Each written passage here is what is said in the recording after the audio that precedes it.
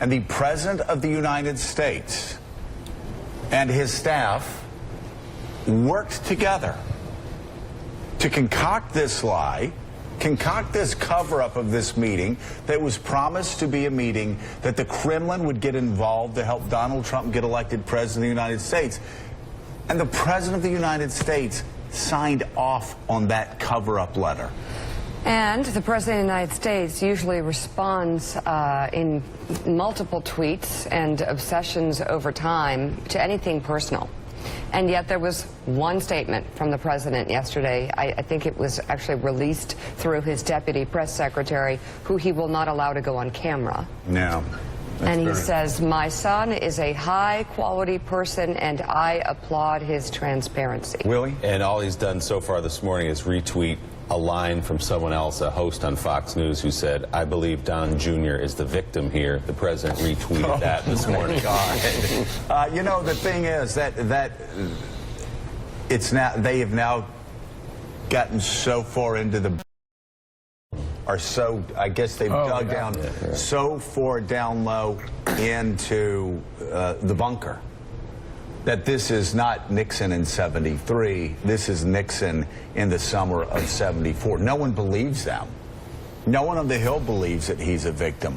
No one believes that this isn't wrong, other than one or two propagandists in the media and a small cadre. And Julie Pace, inside the White House, it does seem to be that a lot of people inside the White House are in, I won't quite say meltdown mode, but they no longer believe that this is going to be okay. They, like a lot of conservative writers yesterday, woke up to the fact that this is not much ado about something, that there's something big here. So try to describe what you're sensing inside the White House. This feels different in talking to White House officials and to Trump advisors who work outside the building. For weeks and months, you have heard people saying, well, we know this doesn't look good. We know that that seems suspicious, but this is based on anonymous sources, or this is largely just circumstantial evidence.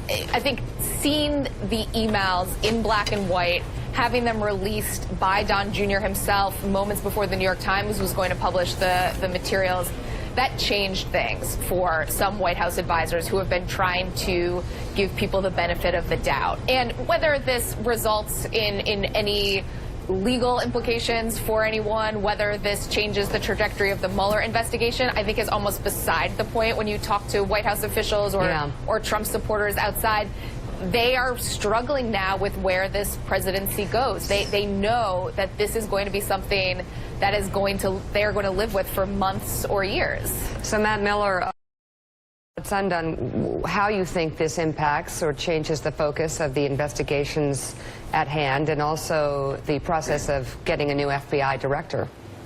I think it changes the way we have to look at everything else that we've heard from first the Trump campaign and now from the Trump White House.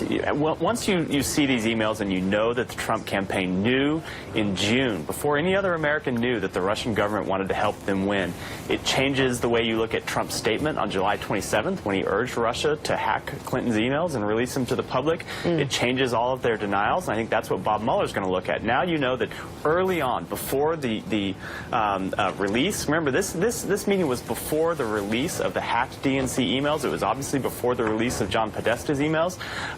You had the candidate's own son sending a signal back to a Kremlin intermediary saying, great, we love it, we welcome your help. I think it changes the way they're going to interpret everything else. And now they're going to put everyone in the grand jury and ask them to talk on the record and under oath about what happened. We now go update for you. We now go to Zurich and the Donald J. Trump tweet desk. Let's go to Zurich right now. We have a satellite link up and talk to our own Willie Geist, who is at the Donald Trump tweet desk. Willie. There's a long delay here, Joe. I apologize. So, what do you have? So we're talking moment to moment here about the president's reaction. We said he didn't have the swagger. Well, that just changed. He just tweeted, quote, my son Donald did a good job last night. He was open, transparent, and innocent. This is the greatest witch hunt in political history. Sad! Exclamation point. The sound you hear. Here we go. is the sound of the shovel hitting the dirt. Yeah. And him digging himself even deeper. The problem is with that, Mike, is when he calls it the greatest political witch hunt in history. And Republicans on the Hill and Republicans across America see that actually the only thing that is hurting Donald J. Trump right now are his own words and his own emails.